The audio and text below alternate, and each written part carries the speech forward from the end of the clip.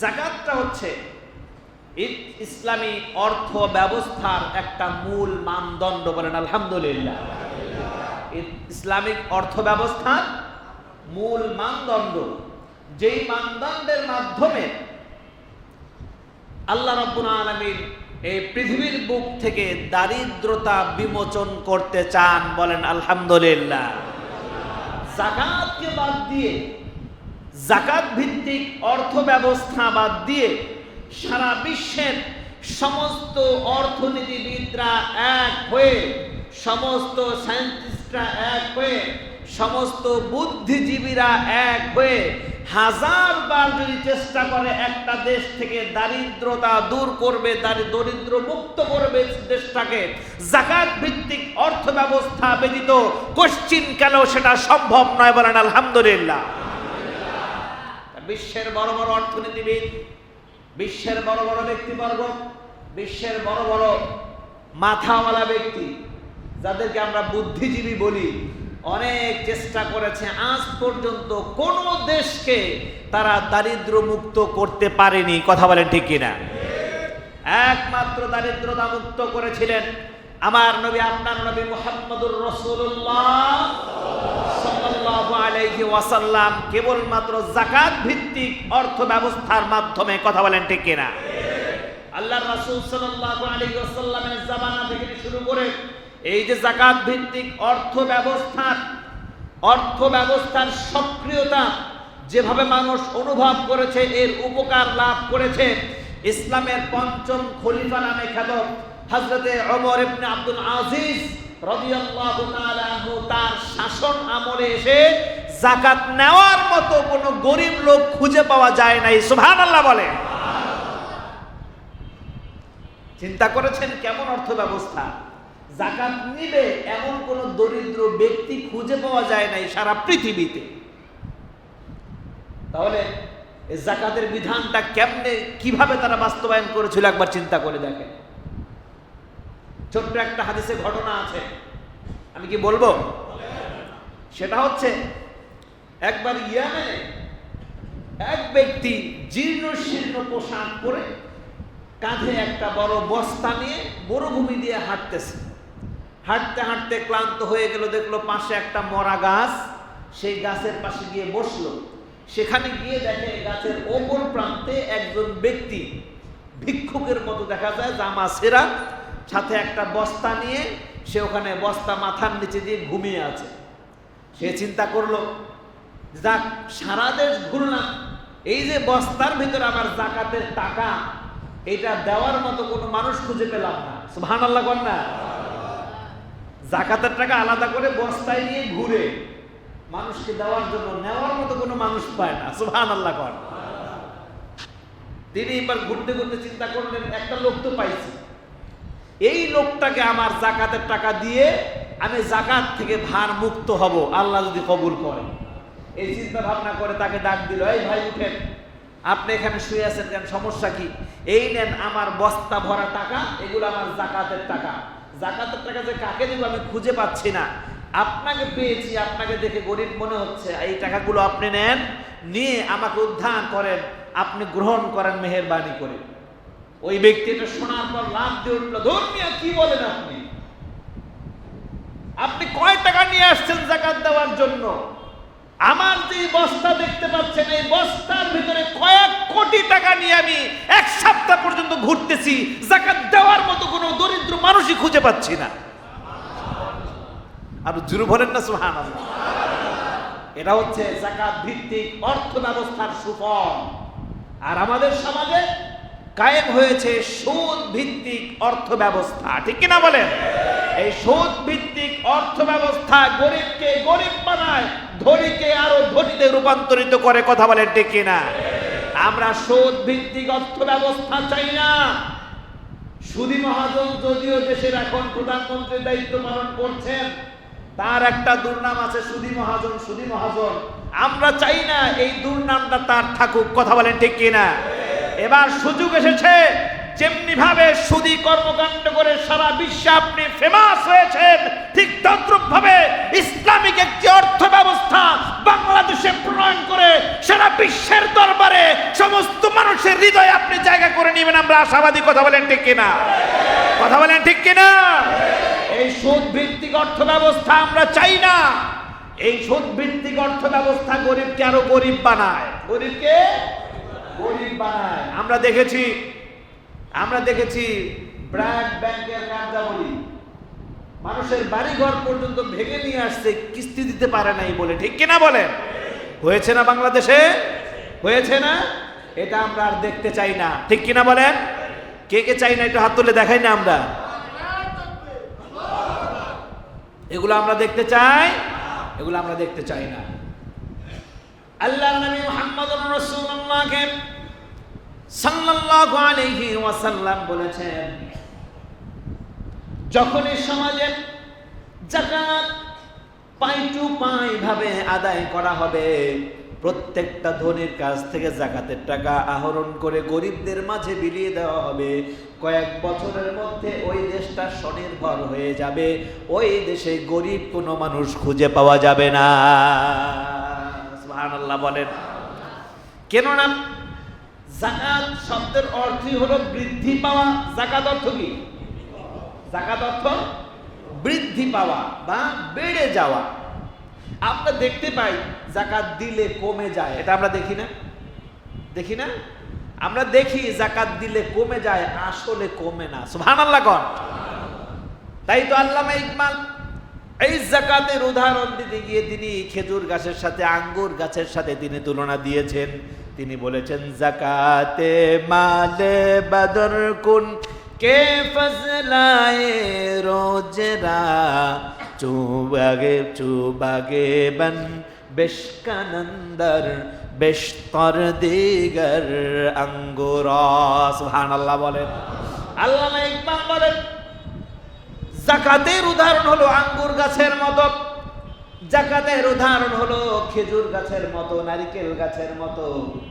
আঙ্গুর গাছে মরা পাতা থাকে, মরা লতা থাকে, লতা পাতা থাকে মরাগুলো। এগুলো যদি কেচি দিয়ে কেটে বা ছুরি দিয়ে কেটে অপসারণ করে দেওয়া হয়, খেজুর গাছে ছোবরা থাকে, অতিরিক্ত ডালপালা থাকে, এগুলো যদি পরিষ্কার করে দেওয়া হয়, নারিকেল গাছের ছোবরাগুলোকে যদি পরিষ্কার করে দেওয়া হয়, আপনারা জবাব দিবেন ওই আঙ্গুর গাছে, খেজুর, নারিকেল গাছে পরবর্তী বছর ফলন কম হয় না বেশি হয়? যদি বলেন কম হয় না বেশি হয়? তাই তো আল্লামা ইকবাল বলেছেন, বেশতাদিগার আঙ্গুরা, আঙ্গুর গাছের মরা ডালপাল কেটে দিলে, পাতাগুলো কেটে দিলে পরবর্তী বছর যেমনি ভাবে দ্বিগুণ পরিমাণে আঙ্গুর বৃদ্ধি পায়, ঠিক তদ্রূপ ভাবে ধনী ব্যক্তির মাল থেকে যদি যাকাতের টাকাকে সরিয়ে গরিবদের মাঝে বিলীন করে দেওয়া হয়, ওই ধনী ব্যক্তির সম্পদ আল্লাহ পাক আরো দ্বিগুণ বাড়ায় দেয়। এটা বিশ্বাস করেন কে কে? দেখতে চাই কে কে আমরা বিশ্বাস করি। সবাই বিশ্বাস করি? আল্লাহ কবুল করেন। আর জোর বলেন আমি বিশ্বাস করি না কিন্তু দেই না, এমন কেউ আছেন এখানে? এটা হাত তুলতে বলবো না, তাহলে লজ্জা পাবে না। এমন থাকলে থাকতেও পারে, আছে না নাই? জোরে বলে বিশ্বাস করে কিন্তু দেয় না। আল্লাহর রাসূল বলেছেন, কিয়ামতের মাঠে যারা যাকাতের টাকা, গরিবের হক গরিবকে না বুঝে নিজে উদর পূর্ণ করবে, নিজের প্রয়োজনে ব্যয় করবে, কিয়ামতের কঠিন ময়দানে ওই যাকাতের অর্থগুলিকে আল্লাহ পাক গলিত সীসার মতো করে তার কানে, তার মাথায় ঢেলে দিবে।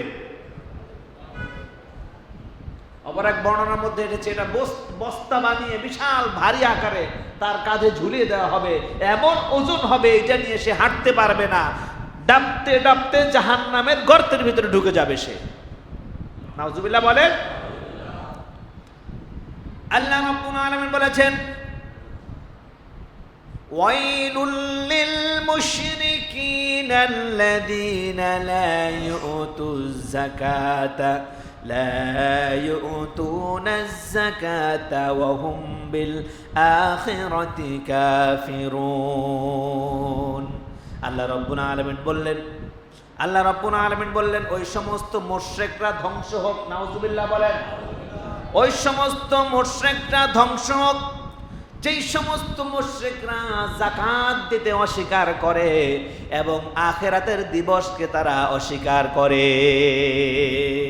আমাদের দেশে নামধারী মুসলমান মুশরিক, এমন মুশরিক আছে না নাই? তাহলে আল্লাহ পাক এখানে বোঝালেন কি, যে ব্যক্তি যাকাত দেয় না সে শিরক করলো। কি করলো? চিল্লায় বলেন, কি করলো? হয় নাই, আরো জোরে বলতে হবে, কি করলো? যে যাকাত দেয় না সে মুশরিক বলেছেন স্বয়ং আল্লাহ। কথা বলে ঠিক কিনা? সুতরাং যাকাতের মালিক হলে যাকাত দিতে হবে, নচেত আপনার সমস্ত সম্পদগুলো অপবিত্র হয়ে যাবে, বলেছে মুহাম্মদুর রাসূলুল্লাহ সাল্লাল্লাহু আলাইহি ওয়াসাল্লাম। আল্লাহর নবী মুহাম্মদুর রাসূলুল্লাহ সাল্লাল্লাহু আলাইহি ওয়াসাল্লাম বলেছেন, কিয়ামতের কঠিন ময়দানে এমন কিছু ব্যক্তিকে যখন তাদেরকে বিচারের কাঠগড়ায় দাঁড় করানো হবে, এদেরকে ফেরেশতারা জিজ্ঞেস করবে, কি ব্যাপার, কি ব্যাপার, তোমরা জাহান্নামে আসলা কেন, কারণ কি? কাকে জিজ্ঞেস করবে? ওই পাপীকে, ওই মুশরিককে জিজ্ঞেস করবে, কি ব্যাপার, তোমরা জাহান্নামে কেন আসলা, কারণটা কি? তারা জবাব দিবে, যে জবাবটা আল্লাহ পাক কোরআনুল কারীমে লিখে দিয়েছেন। আল্লাহ পাক বলেন, তারা বলবে, লাম নাকু মিনাল মুসাল্লিন ওয়া লাম নাকু নুতঈমুল মিসকিন। তারা বলবেন, এজন্যই আমরা জাহান্নামে এসেছি, আমরা দুনিয়াতে নামাজি ছিলাম না। কি ছিল না? আমরা দুনিয়াতে নামাজি ছিলাম না। ওয়ালাম নাকু নুতঈমুল মিসকিন, আমরা এতিম মিসকিনদেরকে খাবার দিতাম না, যাকাতের টাকা তাদেরকে না দিয়া আমরাই খায়া ফেলতাম, এর জন্যই আজকে আমাদেরকে জাহান্নামে দেয়া হয়েছে। কত মারাত্মক! যাকাতের 1 টাকা যদি আপনার পেটে যায়, আপনি এতিমের হক মেরে খেয়েছেন, গরিবের হক মেরে খেয়েছেন বলে সাব্যস্ত হবে। এই হকের কারণে, হক নষ্ট করার কারণে আপনাকে জাহান্নামে নিক্ষেপ করা হবে। আল্লাহ পাক বলেছেন, ইয়ামহাকুল্লাহুর রিবা ওয়া ইউরবিস সাদাকাহ, আমি সুদের সম্পদগুলোকে ধ্বংস করে দেই আর যাকাতের সম্পদগুলোকে আমি আল্লাহ বহুগুণে বাড়ায় দেই। কে বলেছে? যে ব্যক্তি সুদের পাহাড় করে এক সময় ভেঙে চুরে চুরমার হয়ে যায়, সুদের সম্পদকে আমি ধ্বংস করে দেই। কে বলেছেন? আল্লাহ বলেছেন। আর যাকাত দিয়ে, যেই ব্যক্তি যাকাত দিয়ে অর্থ ব্যবস্থা কায়েম করে, নিজের ফ্যাক্টরি, কল কারখানা, সব জায়গা যাকাত ভিত্তিক একটি ইনসাফের মাধ্যমে সে গড়ে তুলে, আল্লাহ নিজে ওয়াদা করেছেন ওই ব্যক্তির সম্পত্তি আমি নিজে বাড়ায় দেই। আপনারা দেখেন, আজ পর্যন্ত বাংলার জমিনে একজন ব্যক্তিকে খুঁজে পাবেন যেই ব্যক্তি যাকাত দিতে দিতে ফকির হয়ে গেছে? পারলে একজন দেখান আমাকে, পারবেন? যাকাত দিতে গিয়ে, দান করতে গিয়ে ফকির হয়েছে এমন কাউকে পাবেন? পাবেন না। কেননা আল্লাহ নিজে ঘোষণা করেছেন যে যাকাত দেয়, যে দান করে, আমি আল্লাহ তার সম্পদকে আরো বহু গুণে বাড়ায় দিই। সুবহানাল্লাহ বলেন। আল্লাহর নবী মুহাম্মদুর রাসূলুল্লাহকে সাল্লাল্লাহু আলাইহি ওয়াসাল্লাম বলেছেন, সালাসু মিন ফাআলাহুন্না ফাকাদ তা'ইমা তা'মাল ঈমান মিন আবদিল্লাহি ওয়াহদা। আল্লাহর নবী বলেছেন, 3 জন ব্যক্তি। কয়জন ব্যক্তি? 3 জন ব্যক্তি, যারা যারা নিজেরা কল্যাণ থেকে দূরে থাকবে এবং নিজেরা সমস্ত প্রকার মঙ্গল থেকে দূরে থাকবে। নাউজুবিল্লাহ বলেন, আরো জোরে বলেন নাউজুবিল্লাহ।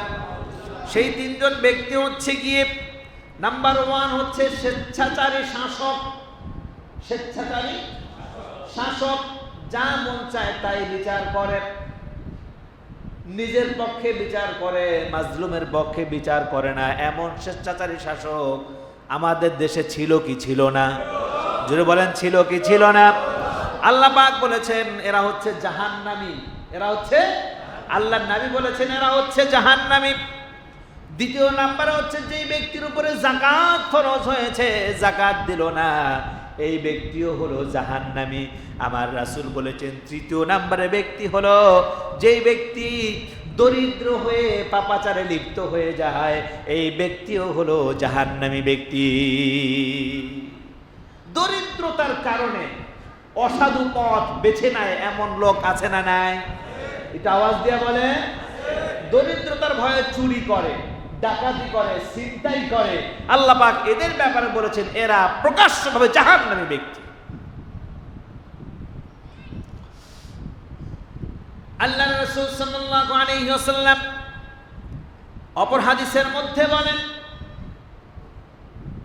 তিন ব্যক্তি আল্লাহ রাব্বুল আলামিন এদেরকে এমন পছন্দ করেন, এদের দুনিয়াতে যত অভাব অনটন আছে, যত অকল্যাণ আছে, অমঙ্গল আছে, আল্লাহ রাব্বুল আলামিন নিজ দায়িত্বে তাদের অকল্যাণগুলো দূর করে দেয়। সুবহানাল্লাহ বলেন। আল্লাহ পাক নিজ দায়িত্বে কি করে? তার অকল্যাণ অমঙ্গল দূর করে দেয়। সুবহানাল্লাহ বলেন। এর মধ্যে প্রথম নাম্বার ব্যক্তি হলো মানে আব্দুল্লাহি ওয়াহদা, যেই ব্যক্তি ইবাদত করে কেবলমাত্র এক আল্লাহ। কয় আল্লাহ? কেবলমাত্র এক আল্লাহর ইবাদত করে। ওয়া আমিলা আন্নাহু লা ইলাহা ইল্লাল্লাহ, এবং যেই ব্যক্তি নিজে এটা জানে আল্লাহ ব্যতীত আর কোনো ইলাহ নাই, আল্লাহ ব্যতীত আমাদের আর কোনো মাবুদ নাই। আমরা জানি তো নাকি আল্লাহ ব্যতীত কোনো মাবুদ আছে? চাওয়ার মতো কেউ আছে আল্লাহ ব্যতীত? চাইতে হলে কার কাছে চাইবো? আওয়াজ দিয়ে বলতে হবে, চাইতে হলে কার কাছে চাইবো?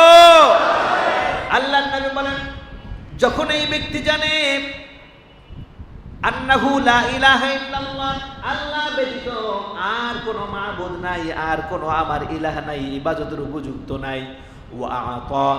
ওয়া আতা যাকাতা মালাহু তাইয়িবাতান বিহা নাফসুহু।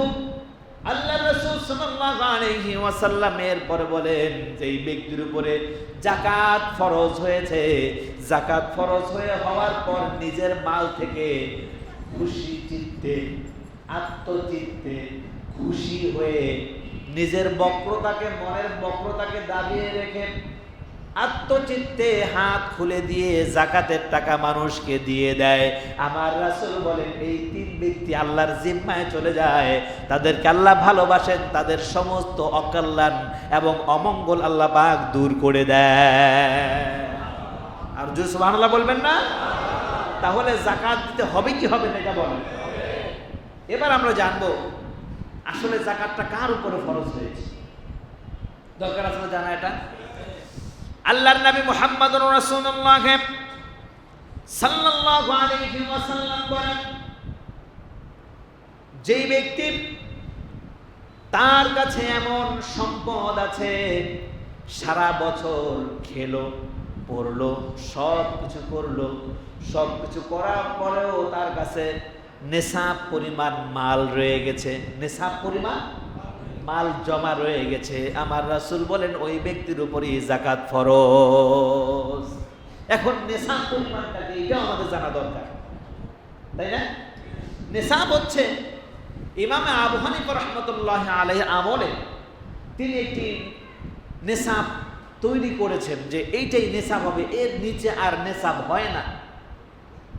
তৎকালীন সময় রূপার দাম 52 তোলা রূপার দাম যত ছিল, 7.5 তোলা স্বর্ণের দাম অত টাকাই ছিল। আমার কথা বুঝবেন ভালো করে। 7.5 তোলা রূপার দাম যত টাকা ছিল, 52.5 তোলা রূপার দাম ততটাই ছিল। কিন্তু এখন তো আকাশ জমিন ডিফারেন্স। এখন 52.5 তোলা রূপার দাম কত হবে? 70-80 হাজার টাকা। এর বেশি হবে? এর বেশি হবে না। ভালো চাঁদি রূপা যেটা, যদি 1600 টাকা ভরিও ধরেন 80-85 হাজার টাকা হবে, এর বেশি হবে না। কিন্তু 7.5 তোলা বা 7.5 ভরি স্বর্ণের দাম বলেন, 7.5 ভরি স্বর্ণের দাম কত হবে চিন্তা করেছেন? হ্যাঁ, 10 লক্ষ পার হয়ে যাবে। ওই সময় যখন নিসাবটা ধরা হয়েছে, 7.5 ভরি স্বর্ণের যেই দাম ছিল, 52.5 তোলা রূপারও ওই একই দাম ছিল। এর জন্য বলা হয়েছে 7.5 ভরি স্বর্ণ অথবা 52.5 তোলা রূপা। এই দাম বা এই পরিমাণ স্বর্ণ, এই পরিমাণে রূপা বা এই পরিমাণে টাকা কারো কাছে যদি 1 বছর হস্তগত থাকে তাহলে তার উপরে যাকাত দেওয়াটা ফরজ। এখন যদি আপনি স্বর্ণের দাম ধরেন বর্তমান সময়ে, তাহলে এলাকা খুঁজলে হয়তো 2-4 জন খুঁজে পাওয়া যাবে যাকাত দেনেওয়ালা, আর বাকি খুঁজে পাওয়া যাবে না। আল্লাহ রাসূল বলেছেন যে এটা ধরতে হবে এই হিসেবে গরিবরা যাতে করে উপকৃত হয় এমন ভাবে ধরতে হবে। তাহলে এখন কি 7.5 তোলা স্বর্ণের দাম ধরবো নাকি 52.5 তোলা রূপার দাম ধরবো? কোনটা ধরবো আমরা? আমার কথা কি বুঝতে পেরেছেন?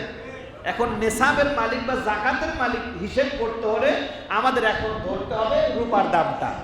অর্থাৎ কারো কাছে যদি 1 বছর 80 থেকে 85,000 টাকা রেস্ট থাকে, অ্যাকাউন্টে থাকে, ডিপিএস এ থাকে, বা যেভাবেই থাকুক না কেন, ঘরে থাকুক, স্বর্ণ থাকুক, রূপা থাকুক, যেভাবেই থাকুক না কেন, তার উপরে বছরান্তে যাকাত দেওয়াটা আল্লাহ পাক ফরজ করে দিয়েছে। এখন আমরা একটু হিসাব করি, এখন হিসাব মিলাই সমাজে কয়জন যাকাত দেনেওয়ালা আছে, দেয় না কয়জন, এগুলো খুঁজে বের করা সহজ না কঠিন? এটা আওয়াজ দেন, সহজ না কঠিন? সুতরাং আল্লাহ রাসূল যে বলেছেন এই যাকাত যদি মানুষ ঠিকমতো বন্টন করত তাহলে সমাজে অভাব থাকতো না, এদেশে গরিব খুঁজে পাওয়া যেত না, ঠিক কিনা বলেন? আমরা একটা হিসাব করে দেখেছি, ইসলামিক ইকোনমি যদি আমার দেশে ফলো করা হয়, আমার দেশে 100% যদি বাস্তবায়ন করা হয়, 10 বছরের অধিক সময় লাগবে না আমার দেশটাকে স্বনির্ভর করে গড়ে তুলতে, কথা বলেন ঠিক কিনা? কেননা এই সমাজে এই গাজীর চটে যদি 100 জন কোটিপতি থাকে আর প্রত্যেকের যাকাত যদি 2.5 লক্ষ টাকা করে হয়, আর এক একজন কোটিপতি যদি চিন্তা করে যে আমি একজন লোককে দিয়ে ওকে আমি ধনী বানায় দেব, ওকে ব্যবসা ধরায় দেব, 2.5 লক্ষ টাকা দিয়ে ব্যবসা ধরায় দিলে এমন হতে পারে পরবর্তী বছর যেই ব্যক্তি যাকাত নিয়েছে সেও যাকাত দেওয়ার মালিক হয়ে যাবে, ঠিক কিনা কন? এমনি ভাবে 100 জন ব্যক্তি যদি 100 জন ব্যক্তিকে ধরে তো 10 বছরে 1000 জন গরিবকে খুঁজে পাওয়া যাবে এলাকায়? সারা বাংলাদেশে যদি এইভাবে সিস্টেম চালু করা হয়, আমার মনে হয় না 100% যাকাত অ্যাপ্লাই করলে, সরকারিভাবে যদি এটা আদায় করা হয় এবং সুবন্টন করা হয়, আমার বাংলার জমিনে বাটি চালান দিয়েও 10 বছর পরে একটা ফকির, একটা গরিব খুঁজে পাওয়া যাবে না, কথা বলেন ঠিক কিনা? কিন্তু অত্যন্ত পরিতাপের বিষয়, আমার দেশে চোর বাটপার কালোবাজারিতে এমন ভরে গেছে, সাধারণ ফকিরনির টাকা ওরা মেরে খায়, কথা বলেন ঠিক কিনা? কথা বলতে হবে ঠিক কিনা? ফকিরদের জন্য গুলশানে আমরা জানি বা টাকা বরাদ্দ করা হয়েছিল, এই দিবে সেই দিবে, ওই টাকা ওরা মেরে খেয়েছে, কথা বলেন ঠিক কিনা? যারা ফকিরদের টাকা মেরে খায়, যাকাত আদায় করার দায়িত্ব ওদের কাছে দিলে 13টা বেজে যাবে, ঠিক কিনা বলেন? কয়টা বাজবে? 13টা বেজে যাবে। এর জন্য ইসলামিক স্টেট, ইসলামিক ইকোনমিক্স কায়েম করতে হলে ভালো ইনশাআল্লাহ ইনসাফ ভিত্তিক একটা দেশ গড়া সম্ভব, কথা বলেন ঠিক কিনা? মাওলানা আহমদুল্লাহ সাহেব নাম শুনেছেন? 24 ঘন্টায় 20 কোটি টাকা কালেকশন করেছেন, গতকালকে খবর দেখলাম। 24 ঘন্টায় 20 কোটি টাকা কালেকশন করেছেন এবং এই ত্রাণের টাকা পৌঁছে দেওয়ার জন্য তিনি কোনো মার্সিডিজ ব্র্যান্ডের গাড়িতে উঠেন নাই, কোনো প্রাইভেট কারে উঠেন নাই, সাধারণ ট্রাকে উঠে এক সিটে 2 জন চাপাচাপি করে বসে এরপর সুনামগঞ্জ গিয়েছেন এই 20 কোটি টাকার পণ্য গরিবদের মাঝে বিলীন করার জন্য। এমন দায়িত্বশীল, এমন আমানতদার ব্যক্তির হাতে যখন দেশের দায়িত্ব যাবে, আলেম ওলামার কাছে যখন দেশের দায়িত্ব যাবে, যারা আল্লাহর হুকুমতকে মানে, কোরআনের আইনকে মানে, এদের কাছে যখন দেশের দায়িত্ব যাবে, তারা মানুষের হক মেরে খাবে না, নিজেরটা পর্যন্ত বিলীন করে দিয়ে মানুষের ভালো কামাই করবে, কথা বলেন ঠিক কিনা? কিন্তু আমার দেশে এমন একটা নীতি চালু হয়েছে, নিজে খাইলে বাপের নাম, ঠিক কিনা বলেন? বলেন, আল্লাহ এদের থেকে দেশটাকে হেফাজত করেন। আরো জোরে বলছি আমিন। আমার নবী মুহাম্মদুর রাসূলুল্লাহ সাল্লাল্লাহু আলাইহি ওয়াসাল্লাম বলেছেন, 5টি গুনাহের জন্য আল্লাহ রাব্বুল আলামিন দুনিয়াতেই মানুষকে শাস্তি দিয়ে দেন, দুনিয়াতেই মানুষকে শায়েস্তা করেন। এর মধ্যে অন্যতম প্রকার হচ্ছে কেউ যদি যাকাত আদায় না করে, যাকাত আদায় না করার কারণে আল্লাহ রাব্বুল আলামিন দেশে খরা দেন, অনাবৃষ্টি দেন এবং নিজেদের মধ্যে কলহ বাঁধিয়ে দেশে অশান্ত পরিবেশ সৃষ্টি করে দেন। দেশে এখন কলহ আছে না নাই? জোরে বলেন। সুতরাং বোঝা যায় যাকাত আমরা ঠিক মতো দিচ্ছি না, এর জন্যই আমাদের উপরে আযাব পতিত হয়েছে। আল্লাহর নবী বলেন, যখন কোনো দেশে কোনো স্থানে অশ্লীলতা বেড়ে যায়, কি বেড়ে যায়? অশ্লীলতা, বেহায়াপনা যখন বেড়ে যায়, আল্লাহ রাব্বুল আলামিন তখন শাস্তি স্বরূপ তাদের মধ্যে বিভিন্ন রোগ ব্যাধি, মরণ ব্যাধি ছড়িয়ে দেয়। আমাদের দেশে মরণ ব্যাধি এসেছে কি আসে নাই? হ্যাঁ, নাম কি কি বলেন তো? সবচেয়ে বড় উদাহরণ করোনা, অ্যানথ্রাক্স, কলেরা, এরপরে আর কি কি ছিল? ডেঙ্গু, চিকুনগুনিয়া, আর কি যেন ওই বসন্ত কলেরা, অনেক আছে, অনেক আছে। এটা আল্লাহ রাসূল নিজেও ওয়াদা করেছেন, যেই দেশে অশ্লীলতা, বেহায়াপনা বেড়ে যাবে, ওই দেশে আল্লাহ পাক মরণ ব্যাধি দিয়ে এদেরকে শায়েস্তা করবে। আমার দেশে অশ্লীলতা কম ছিল না বেশি ছিল? জুড়ে বলে। এত পরিমাণে ছিল, মেয়েরা নিজেকে মেয়ে মনে করে নাই, মনে করেছে আমি পুরুষ হয়ে গেছি। আবার কেউ কেউ তো নিজের সার্জারি করে আবার পুরুষ হতে চায়, আবার কোনো কোনো পুরুষ সার্জারি করে মেয়ে হতে চায়। এমন ঘটনা ঘটেছে কি ঘটে নাই? জুড়ে বলেন। আল্লাহ পাক রাগান্বিত হয়ে আমাদের উপরে করোনা চাপিয়ে দিয়েছেন। কথা বলেন ঠিক কিনা? জুড়ে বলতে হবে ঠিক কিনা? সুতরাং এর থেকে যদি আমরা শিক্ষা গ্রহণ না করি, আমার মনে হয় না এর চাইতে বড় কোনো উদাহরণ আমাদের সামনে আছে। কথা বলেন ঠিক কিনা? আল্লাহর নবী বলেছেন, দেশের মানুষ যখন মানুষকে ওজনে কম দিবে, কি করবে? ওজনে কম দিবে, মানুষ ঠকাবে। আছে না? ওজনে কম দেয় না? আছে না? কেমন কম দেয়? আমরা একটা বাস্তব উদাহরণ দিই। আমি 5 কেজি মাংস কিনেছি মাদ্রাসার জন্য, 5 কেজি মাংস কিনেছি, গরুর মাংস। দোকানদার বলল, হ্যাঁ এই খদির সাহেব হুজুর আসছে, এই হুজুর একটু বাড়ায় দে। যাক, আমাকে দেখাইলো যে আধা কেজির মতো বাড়ায় দিয়েছে। আমি হাতে নিলাম, আমার কাছে কেমন কেমন যেন সন্দেহ লেগেছে। আমি মাদ্রাসায় নিয়ে মাপ দিলাম, মেপে দেখি মাত্র 4.5 কেজি। ও কিন্তু আধা কেজি বাড়ায় দিছে আমাকে। চিন্তা করেছেন? তার মানে যদি আধা কেজি বাড়ায় না দিত, আমাকে কয় কেজি দিত? 4 কেজি। চিন্তা করেন কেমন ঠকবাজ। আল্লাহর নবী বলেছেন, দেশের মানুষ যখন মানুষকে মাপে কম দিবে, মানুষের হক নষ্ট করবে, মানুষকে ঠকাবে, আল্লাহ রাব্বুল আলামিন ওই দেশের মধ্যে দুর্ভিক্ষের অবস্থা জারি করে দিবে। আমার দেশে দুর্ভিক্ষ ছিল না? কোনটা নাই? একটা তো পাই না। দুর্ভিক্ষ ছিল আমাদের দেশে। সুতরাং মাপে কম দেওয়া যাবে? কখনোই করবেন না এটা। ব্যবসায়ী ভাইয়েরা সাবধান, আপনি যদি জাহান্নামী হতে না চান, সাবধান। মাপে 100 টাকা কম দেবেন, 1 গ্রামও কম দেওয়া যাবে না। প্রয়োজনে 2 গ্রাম বেশি দেন আপনি, কম দেওয়া যাবে? কম দেওয়া যাবে না। আল্লাহর নবী বললেন, যদি কোনো মানুষ ওয়াদা ভঙ্গ করে, আল্লাহ রাব্বুল আলামিন তাকে অপমান অপদস্থ করেন এবং বিভিন্ন রোগ বিরোগে তাকে আক্রান্ত করে দেন। শাস্তি দুনিয়াতে আছে না নাই? যদি বলেন আছে না নাই? আমার রাসূল এরপরে বলেন, যেই সমস্ত ব্যক্তিরা কোরআনের আইন জানেন, কোরআনের আইন মানুষের জন্য কল্যাণকর এইটাও জানেন, জানার পরেও কোরআনের আইন মানল না, কোরআনের শাসন অনুযায়ী আইন অনুযায়ী শাসন করলো না, কোরআনের আইন অনুযায়ী বিচার করলো না, আল্লাহ রাব্বুল আলামিন ওই দেশের মধ্যে নাগরিকের শত্রুতা সৃষ্টি করে দেয়।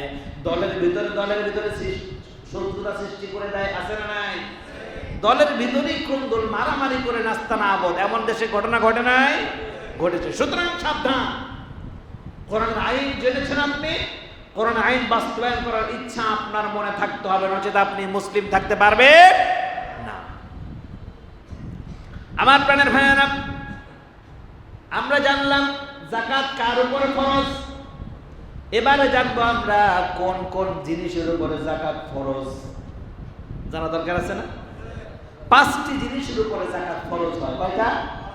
5টি বস্তুর উপর যাকাত ফরজ হয়। প্রথম নাম্বার হচ্ছে বিচরণশীল প্রাণী, অর্থাৎ বিশেষ করে খারাজি জমি, চরাঞ্চল বা বিশাল মরুভূমির এলাকা, এই সমস্ত অঞ্চলে দেখবেন পশু নিয়ে যায়, পশু নিয়ে এগুলোকে ছেড়ে দেয়, একেবারে রশি টসি গলায় কিছুই থাকে না, ছেড়ে দেয়, সারাদিন ওরা ঘুরে ঘুরে খায়, ঘাস খায়, পাতা খায়, যেটাই খাক না কেন, খেলে সন্ধ্যার সময় আবার ফিরে আসে। এমন হয় না?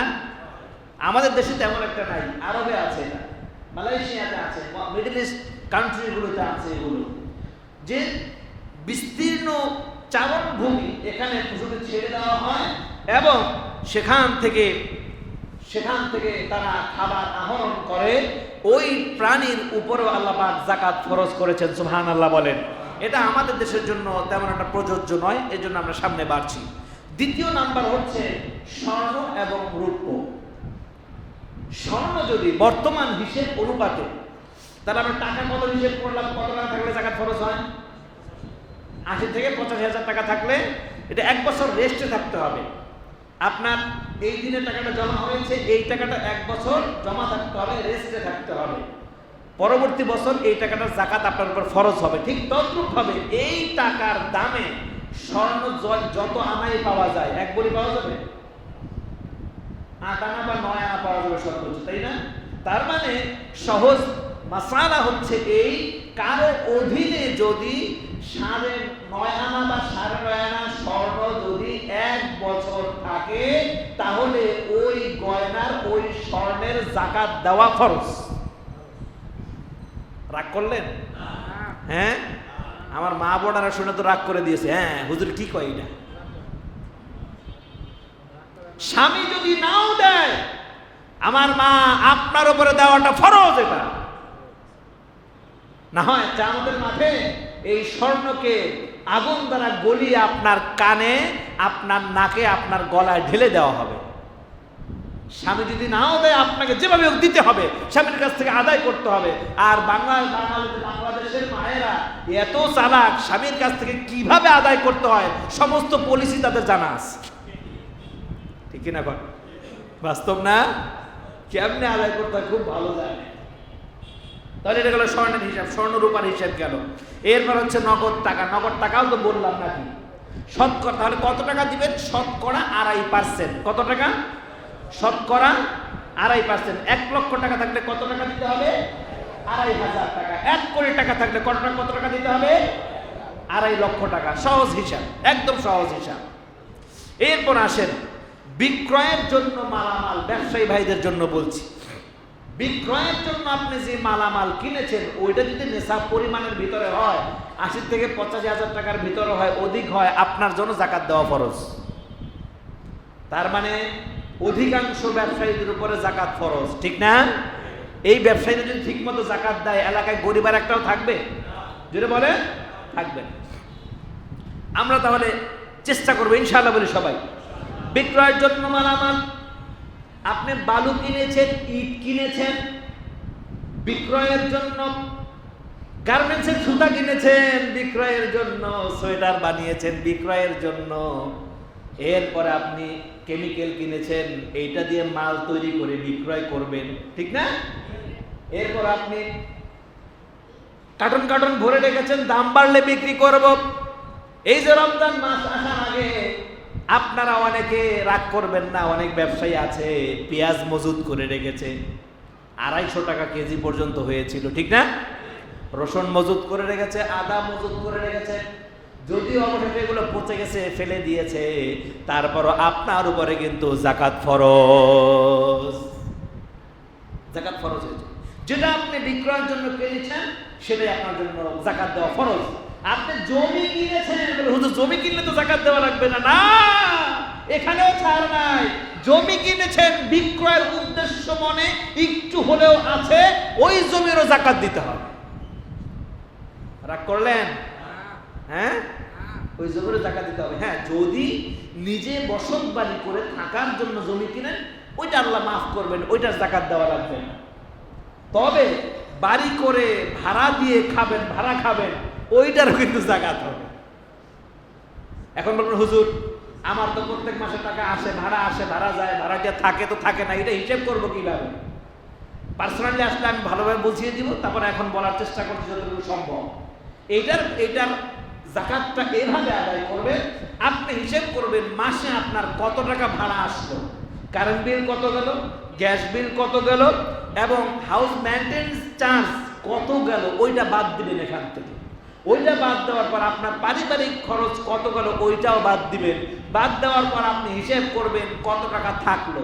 সাপোজ আপনি 1 লক্ষ টাকা ভাড়া পান, এখান থেকে 60,000 টাকা বা 70,000 টাকা আপনার আদার্স খরচ চলে গেল, যেই 30,000 টাকা রেট থাকে, এই 30 দিয়ে 12কে গুণ দিবেন, 3 12 36, 3,60,000 টাকা। এই 3,60,000 টাকার যাকাত আপনাকে দিতে হবে। হিসাব ক্লিয়ার না? কোনো সমস্যা আছে? ব্যবসায়ী ভাইদের যাকাত, যেই মালটা বিক্রয়ের জন্য কিনেছেন ওইটা হিসেব করে আপনি যাকাত দিবেন। যেই দিন যাকাত দেন ওই দিনে হিসেব করতে হবে, এই দিন পর্যন্ত আমার কি আছে কি নাই, ওই দিনের হিসেবটা করবেন।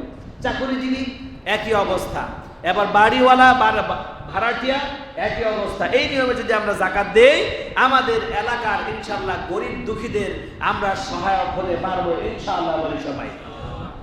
এরপর আল্লাহ রাসূল বলেছেন 5 নম্বরে যেটা যাকাত দিতে হবে সেটা হচ্ছে কৃষি উৎপাদিত পণ্যে। কৃষি উৎপাদিত পণ্যে, যেমন ধরেন অনেকের সরিষা ক্ষেত আছে, ধানের ক্ষেত আছে, পাটের ক্ষেত আছে, এগুলোর যাকাত দিবেন। এগুলোকে উসর বলা হয়। কি বলে এগুলোকে? উসর বা খারাজ বলা হয়। দুটো আছে, একটা হচ্ছে খারাজি জমি মুসলিম অধ্যুষিত এলাকায়, যেটা দেশ স্বাধীন হয়েছে, এটা মুসলমানদের কাছে এসেছে, এই জমিটা কাফেরদের কাছে চাষাবাদের জন্য দিয়েছে, ওখান থেকে তাদের হিউজ পরিমাণে তাদের কাছে কর ধার্য করে ওখান থেকে যাকাত দিতে হবে। এটা একটু হিসেব নিকেশ, অন্যদিকে এটা বসে হিসেব করার মতো একটা বিষয়। সহজ ভাষায় হলো, যদি আপনি কৃষিদ্রব্য পণ্য গম জব ডাল যেটাই হোক না কেন, আপনার খেতে যদি কমপক্ষে 40 মণ হয়, কয় মণ? কমপক্ষে যদি 40 মণ হয়, সেখান থেকে আপনি 20 ভাগের 1 ভাগ, 20 ভাগের 1 ভাগ আল্লাহর রাস্তায় দিয়ে দান করে দেবেন, অর্থাৎ 5%, যেটা আপনি নিজে কায়িক শ্রম দিয়ে সেচ দিয়ে, পাম্পের মাধ্যমে সেচ দিয়ে আপনি ফসল ফলাইছেন, কত পার্সেন্ট দিতে হবে? 5% আল্লাহর রাস্তায় দিতে হবে, 20 ভাগের 1 ভাগ দিয়ে দিতে হবে। আর যদি আপনার এই ফসলটা বৃষ্টির পানির মাধ্যমে উৎপাদিত হয়েছে, খালের পাশে ছিল, আপনার পানি দিতে হয় না, পানি অটো এসে পড়েছে, বুঝতে পেরেছেন? পানি অটো এসে পড়েছে, তাহলে ওই জমিতে যে ফসল হবে, ওই জমির ফসলের 10% যাকাত দিতে হবে আল্লাহর রাস্তায়। আমার কথা বুঝতে পেরেছেন? চিন্তা করে দেখেন, যদি এই সিস্টেম যদি আমাদের দেশে চালু হয়, আমার রাসূল বলেছেন এই যাকাতের টাকা তো সরকার আদায় করবে, এটা কোনো মসজিদ মাদ্রাসা আদায় করবে না, মসজিদ মাদ্রাসা হুজুররা আদায় করবে না। এখন তো আমরা বাধ্য হয়ে যাই যাকাত আদায় করতে। এটা আদায় করবে কে? সরকার আদায় করবে।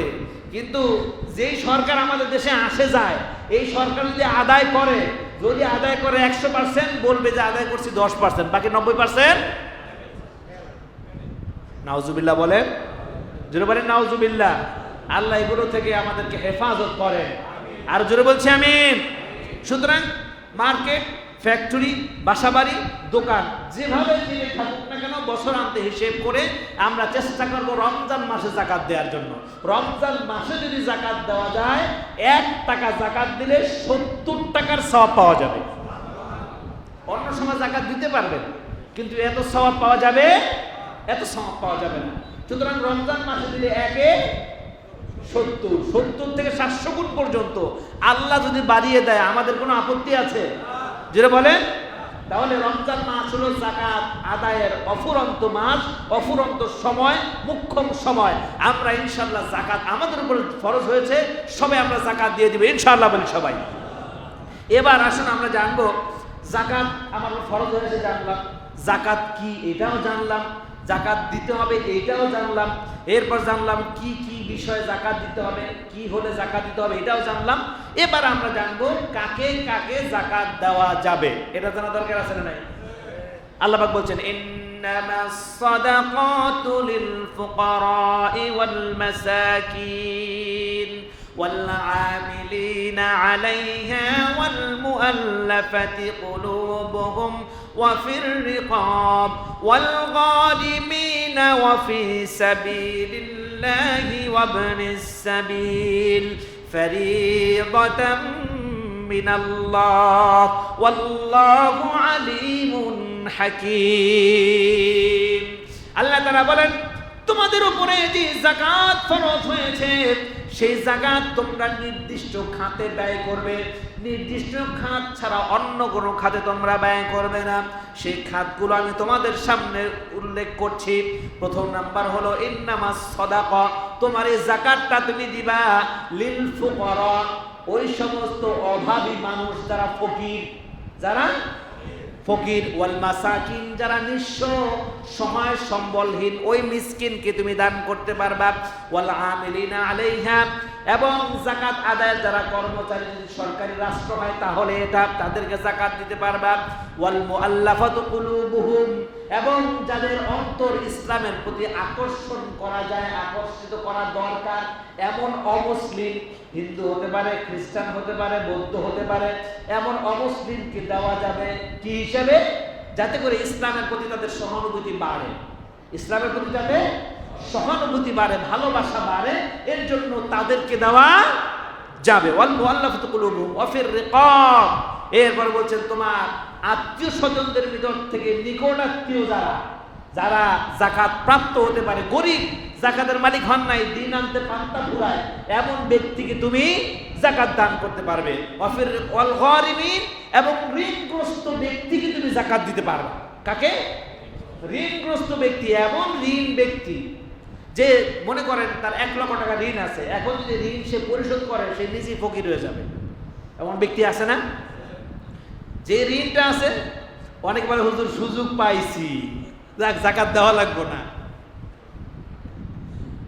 এখানে আবার একটা মাসালা আছে, এটা বললে আবার মনটা খারাপ হয়ে যাবে। সেই মাসালা হচ্ছে, যদি আপনার ঋণের বিপরীতে কোনো সম্পদ থাকে ওইটা ঋণ হিসেবে ধরা যাবে না। ধরেন 10 তলা বিল্ডিং করার জন্য আপনি 100 কোটি টাকা ঋণ এনেছেন, 1 কোটি টাকা 2 কোটি টাকা ঋণ এনেছেন, এটার সম্পদ আছে, বিল্ডিং করার জন্য এনেছেন, মাল কিনেছেন, বিল্ডিং আছে, কিন্তু আপনি ঋণী, আপনাকে ঋণ হিসেবে ধরা হবে,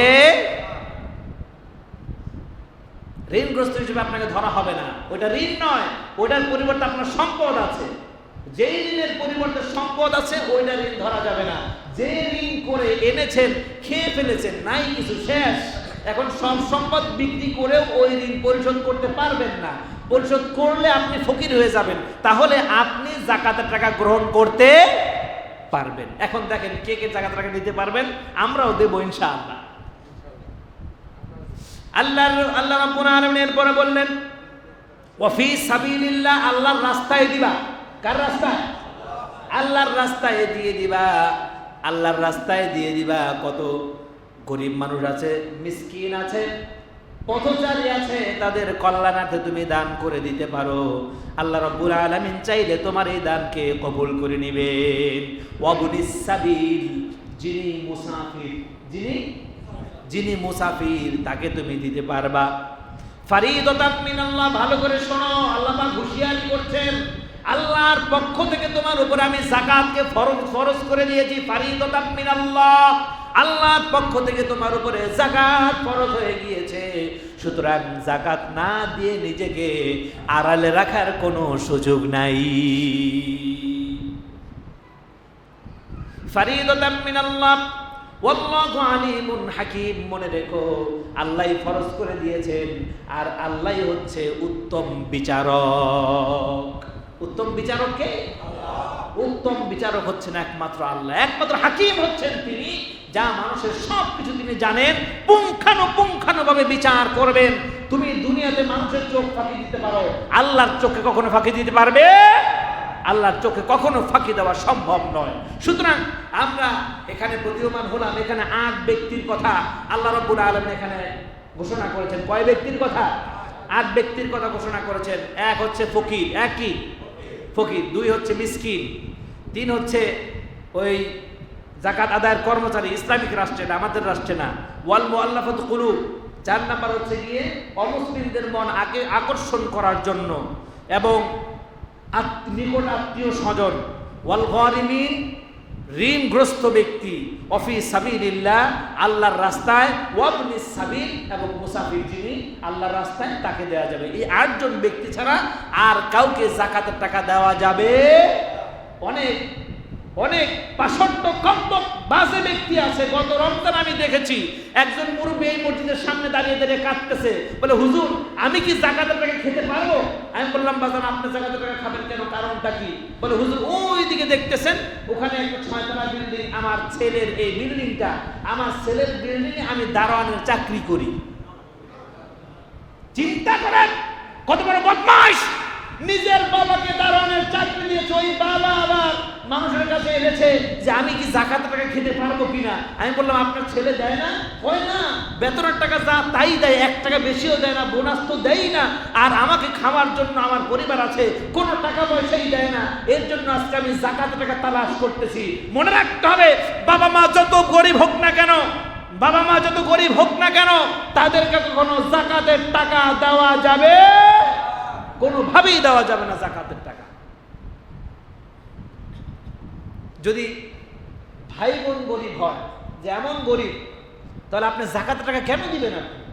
আপনার ভাই তাকে এনে একটা ব্যবসায় বসিয়ে দেন, আপনার বোন তাকে আপনি উপহার দেন, যাকাতের টাকা কেন দিবেন? আমাদের সমাজে কিছু কিছু এরকম কুলাঙ্গার আছে, তারা আইসা মাসালা জিজ্ঞেস করতে চায়, আমার কাছে আসছে মাসালা জিজ্ঞেস করে, হুজুর আপন ভাইকে কি যাকাত দেওয়া যাবে? চিন্তা করেছেন? ওরে কাজ ছিল ঝাড়ু একটা নিয়ে ওর কপালে ঝাড়ু পেটা করা দরকার, ঠিক কিনা গো?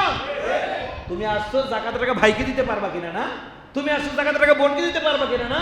তোমার মরদ নাই নিজের ভাইকে দেখাশোনা করার? তুমি জাকাতের মালিক হয়েছো, তোমার দায়িত্ব হচ্ছে ভাই বোন মা বাবা এদেরকে সবার আগে দেখভাল করা। কথা বলেন ঠিক কিনা? আমরা কি এগুলো পারবো ভাইয়ারা? আমি যদি জাকাতের মালিক হই, নিকট আত্মীয় স্বজনকে আমি দেখবো। এবং এতিমখানা মাদ্রাসা আছে আমার এখানেও, ইসলামী হাফিজিয়া মাদ্রাসা আছে, এখানে 3 ছাত্র আছে, গরিব ছাত্র আছে, এখান তো আমরা দিতে পারবো, কিন্তু নিকট আত্মীয় যারা তাদেরকে আগে দিতে হবে। এলাকার গরিব অসহায় তাদেরকে আগে দিতে হবে, এরপরে গরিব ছাত্র, এতিম ছাত্র এদেরকে দেওয়া যাবে। তবে এই 8 শ্রেণীর মধ্যে হতে হবে, 8 শ্রেণীর বাহিরে যাওয়া যাবে, কখনো যাওয়া যাবে না। আল্লাহ রাব্বুল আলামিন